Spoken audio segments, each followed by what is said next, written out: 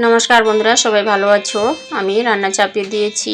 প্রথমে আমি ডাল সেদ্ধ করে সংবার দিয়ে নামিয়ে নিলাম। এদিকে শাক আলু কেটে ধুয়ে রেখে দিয়েছি। কড়াতে তেল দিয়ে দিলাম গোটা জিরে, পেঁয়াজ কুচি, দুটো শুকনো লঙ্কা দিয়ে শাক আলু ঢেলে দিয়ে দিলাম। দিয়ে লবণ হলুদ দিয়ে নেড়ে চেড়ে ঢেকে রাখলাম।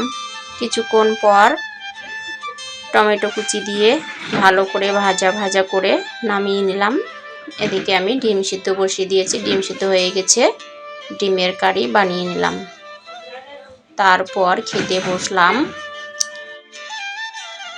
আমার ছোট ভাই আর আমার শাশুড়ি মা আসছে। ডাল, আলু, শাক ভাজা, হলো ডিমের কারি, এই হলো আজকের মেনু। তো আমরা খেতে শুরু করলাম।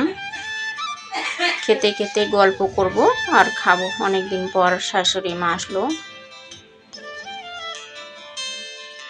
তো ভিডিওটি ভালো লাগলে like comment share and subscribe করবেন। দেখা হবে পরের ভিডিওতে।